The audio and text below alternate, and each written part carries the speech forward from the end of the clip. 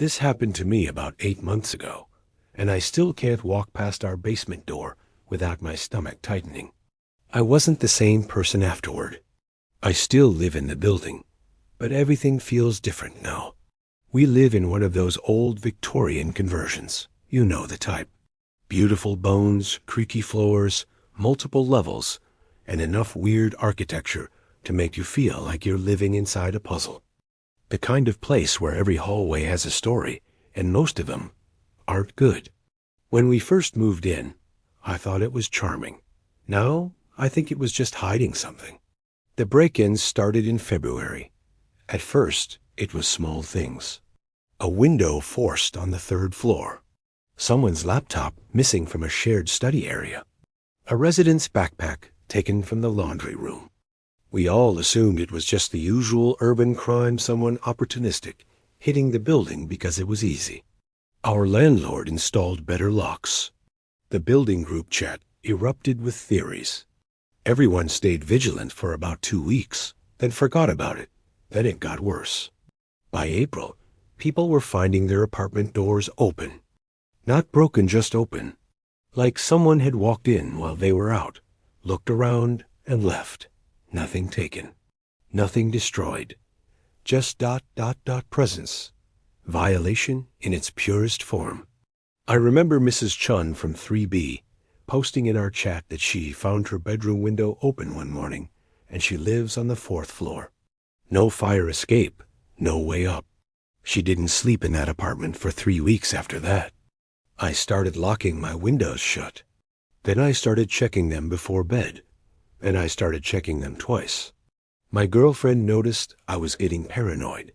She was right to worry. By May, the fear had become a living thing in our building. People stopped leaving their doors unlocked, even when they were home. Someone bought a door wedge. Another resident installed a Ring camera. The landlord promised increased security. Nothing changed. Then it happened again, worse than before. Someone had taken items from multiple apartments over a single night. Jewelry, cash, a watch. But again, not everything was taken. Some apartments were bypassed entirely. It was calculated, selective, like the person knew exactly which rooms to enter and which to avoid. That's when we finally called the police. I was there when they arrived. 2 officers, methodical and professional, like they'd done this 100 times before. They walked through our shared spaces, checking windows and doors. I showed them the forced lock on the basement door, the one nobody ever uses, the one that leads to what we thought was just empty storage space. The basement of our building is wrong. I don't know how else to describe it. It's too large for the footprint of the building above it. There are sections that don't line up with the apartments upstairs, passages that dead end, shadows that seem darker than they should be. Most residents avoid it. We rent storage cages and leave. We don't linger. But the police wanted to explore. The basement door opened onto a narrow staircase, descending into blackness. One of the officers turned on his flashlight, and we followed the beam downward. The air changed as we went deeper. It became colder, heavier, like we were descending into something that had been sealed for decades. The basement itself was mostly concrete and darkness. Old pipes ran along the ceiling. Water dripped somewhere unseen. But as we walked deeper into the structure, the officers' lights caught something that made my breath catch. There was a wall of bricks. Not original to the basement. New. Deliberate. The police exchanged a look I couldn't read. They moved toward it, and one of them began examining the wall more closely. Then he reached out and pulled. The entire section swung inward like a door, releasing a breath of stale, warm air. Behind the brick wall was a room. A hidden room. And someone had been living in it. I still remember the shock of standing in the threshold. A mattress on the floor. Blankets. Empty food containers. Bottles filled with waste. And above it all, a twisted network of wires and copper tubing running across the ceiling and down the walls, connected directly to our building's electrical system. The person had tapped into our power to create a heating system, A crude but effective setup that explained the slight warm spots we all noticed near the basement walls. We'd attribute it to old pipes. It was never pipes. This wasn't someone breaking in and running. This was someone living here, in the walls of our building, below our feet, night after night. The officers called it in immediately. Forensics arrived within the hour. They photographed everything, dusted for fingerprints, took samples from the mattress, the food containers, the walls. They found hair. They found what looked like blood on the edge of a can. They found a journal handwritten entries going back months, full of names and apartment numbers, and notes about when people were home. Our names were in that journal. All of us. They never caught him. Not that night, anyway. By the time forensics finished, he was gone. The police theorized he left through one of the other basement entrances we didn't even know existed. Those doors led to a maintenance tunnel that connected to the old sewer system beneath the street. He could have gone anywhere in the city underground. The investigation lasted weeks. They sealed the hidden room. They mapped all the entrances and exits. They found evidence of him in other buildings nearby, similar hidden rooms, similar heating systems, similar journals filled with residents' names and routines. But they never found him. What haunts me most isn't that he was there. It's that he was there for months, and we didn't know. It's that he was down there while I was in my apartment above, completely unaware. It's that he knew our schedules. He knew when we left for work. He knew when we slept. He was studying us. Sometimes, late at night, I hear sounds in the walls.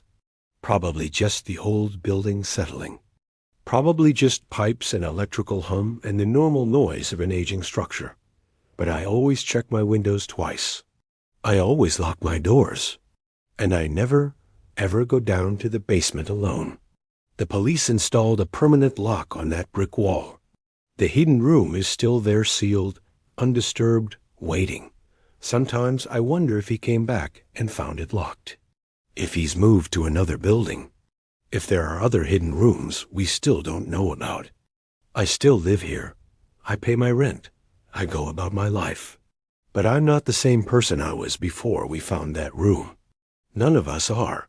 The building feels different now. Like it's hiding something even after we've tried to expose its secrets. Like there are always eyes in the darkness below. And sometimes, when I'm lying in bed at night, I listen for sounds coming from the walls. Just in case he's still down there. I found something in the basement of my workplace about 6 years ago, and I've never told anyone the full story. Not my family, not my therapist. I'm telling it now because I need someone else to know what I saw, and maybe understand why I quit that job and never went back. I worked at an old manufacturing facility on the outskirts of the city. The building was from the 1960s, originally built for textiles, then converted to storage, then finally to office space. It was cheap rent, which is why our company took the lease. But the building had issues, electrical problems, plumbing that didn't work, and a basement that nobody wanted to go into. The basement stretched under the entire facility. It was supposed to be for storage and equipment, but most of it was sealed off. Walls had been built to block off entire sections. Doors were chained shut. The property manager told us those areas were structurally unsound. We were told not to go back there. Of course, nobody listened. One afternoon, I needed to find a circuit breaker to reset a tripped breaker on the 3rd floor. The main electrical panel was supposedly in the basement. I grabbed a flashlight and headed down. The basement was exactly as unsettling as I expected: concrete floors, exposed pipes, darkness beyond the reach of the overhead fluorescents. I found the electrical room easily enough and fixed the problem. But on my way back to the stairs, I noticed something I hadn't seen before. There was a tunnel entrance. Not blocked off like the other sealed sections. Just open. A narrow passage that descended further underground, beyond where the basement ended. I knew I shouldn't go in. Every instinct told me to turn around. But there was something about it, a pull, maybe curiosity, maybe something else, that made me keep walking. My flashlight caught the tunnel walls as I descended. They were older than the building above. Brick and stone, probably from the original factory's foundation work, or some old infrastructure project from decades past. The air changed as I went deeper. It became colder, damp. There was a smell to something stale and chemical that I couldn't identify. The tunnel twisted. It seemed to go on longer than the physical building above should have allowed. Then it opened into a larger chamber, an old maintenance area or storage vault from decades past, completely forgotten by modern management. That's where I found the room. It wasn't a room exactly. It was a cleared-out alcove in the tunnel wall, maybe 6 feet by 8 feet. Someone had deliberately prepared it.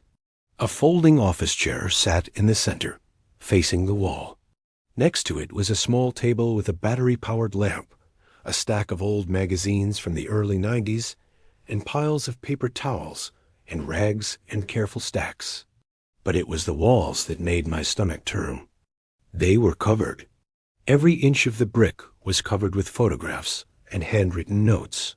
Polaroids and printed images from old magazines pinned or taped directly to the stone. Next to them were notes written in careful, almost obsessive handwriting. Names, dates, times, descriptions. Some photos had markings on them, circles, arrows, highlighted sections. Most of the photos were of women from the office above. I recognized at least 3 of them. One was Jennifer from accounting. Another was Sarah from HR. A third was a temp who worked with us for 2 weeks before being transferred to another location. The notes were worse than the photos. They described routines. When each woman arrived, what they wore, when they went to lunch, which ones went to the bathroom alone, which ones stayed late. One note, dated from 1994, read, "Blue Dress Tuesday. Comes back from lunch 1:15 p.m. Always alone in the hallway by the filing room." I realized I was looking at the obsessive documentation of someone's hunt. Someone had been watching these women, documenting them, planning something in the darkness of this forgotten tunnel. My hands were shaking as I swept my flashlight across the rest of the alcove. I saw a journal, a thick, handwritten notebook. I almost opened it, but something stopped me. Some part of me understood that reading those pages would change me in a way I could undo. There was a calendar on the wall. It was from 1994, the same year as most of the notes and photographs. Certain dates were circled and marked with cryptic symbols. I didn't want to know what those symbols meant. But what really broke me was the realization of time. These things, the photographs, the notes, the journal, they were decades old. The most recent dated entries I could see were from the mid-90s.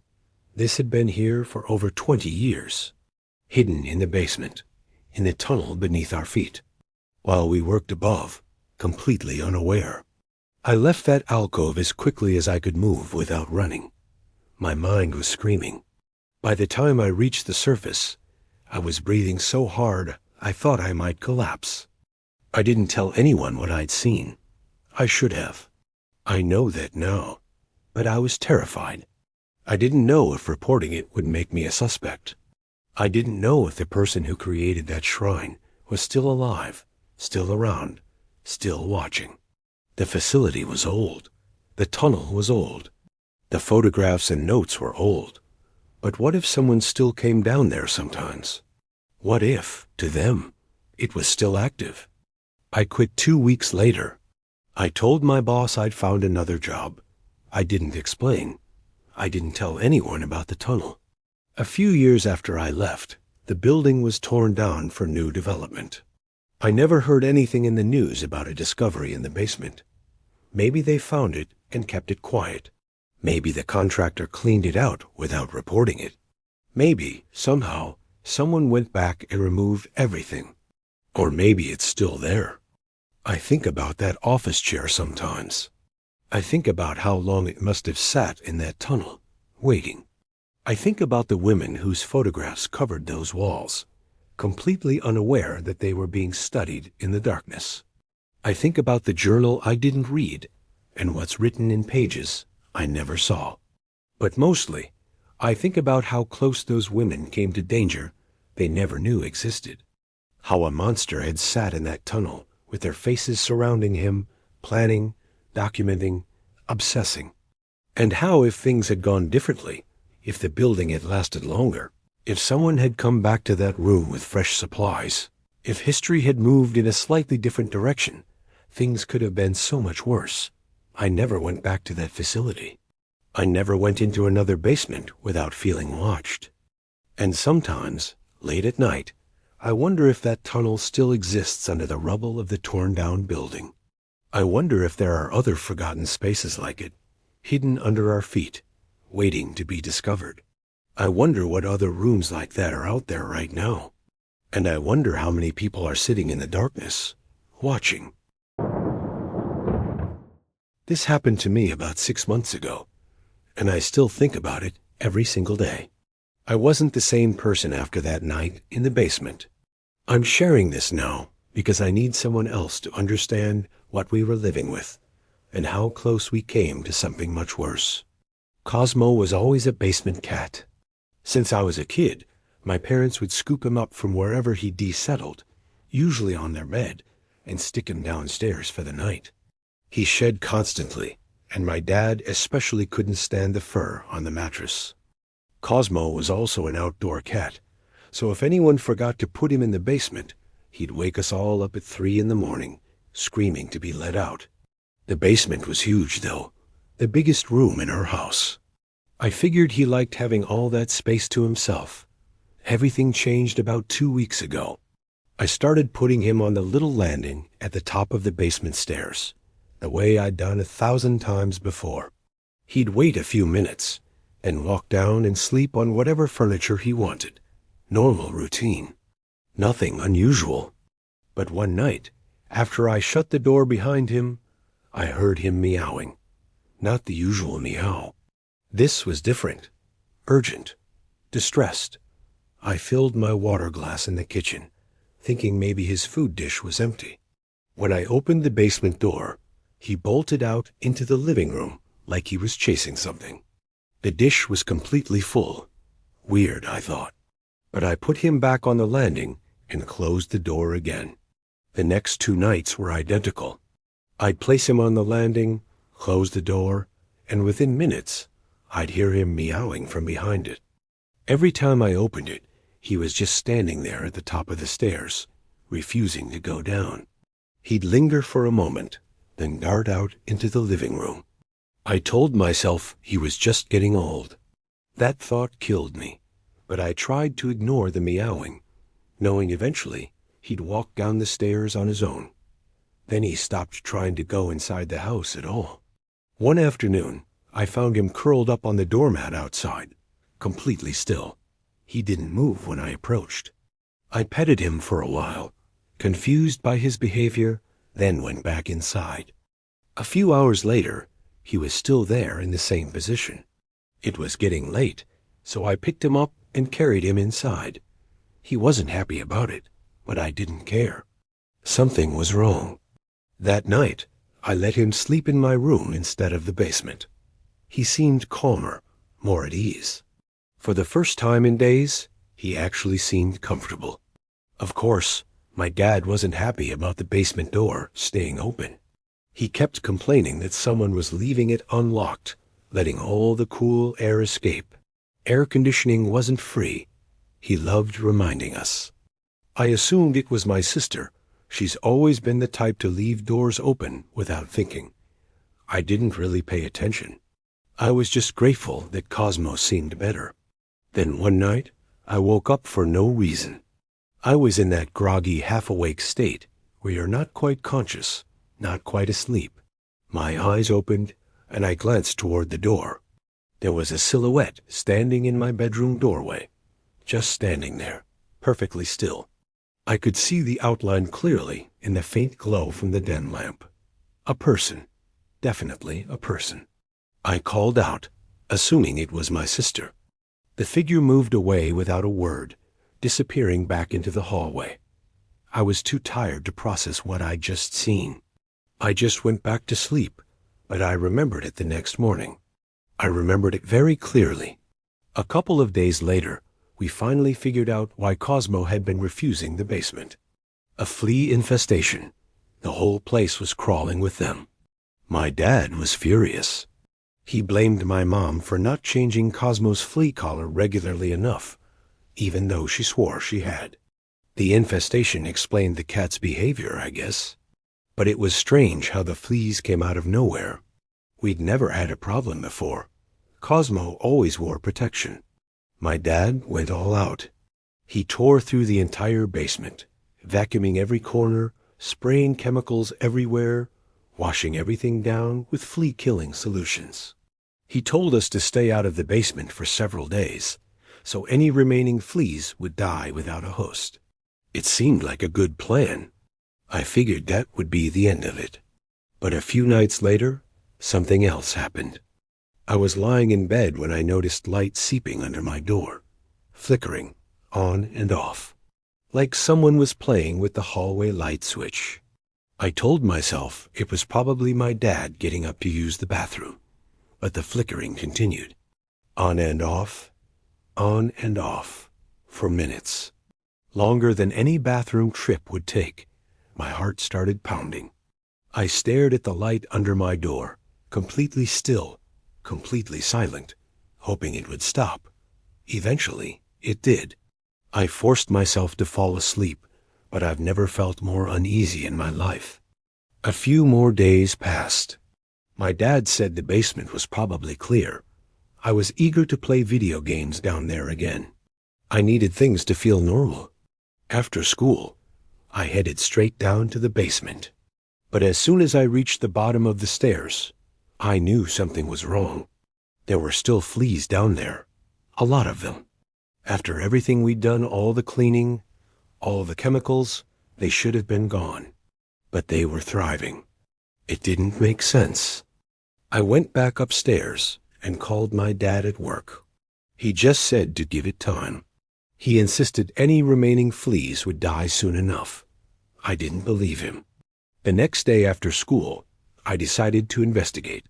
I went to the back of the basement, to the storage room, where we kept old boxes and tools. I thought maybe a rodent had gotten in and died somewhere. That would explain the fleas. I opened the door, and the smell hit me immediately. Thick, rotten. It clung to the air and made my eyes water. It was the kind of smell that didn't belong in a house. I followed the smell to the far end of the room. There was an unfinished crawl space back there, the kind that connects to the plumbing for the entire house. It was pitch black. The smell got stronger as I stepped closer. I didn't want to go in there. It was too dark. I turned to grab a flashlight. That's when I heard it. Breathing. Faint at first, but steady. Like someone was hiding in the crawl space. Like someone was already there. I froze. My stomach dropped. The breathing got louder. It sounded like whoever was in there was moving closer, coming toward the entrance.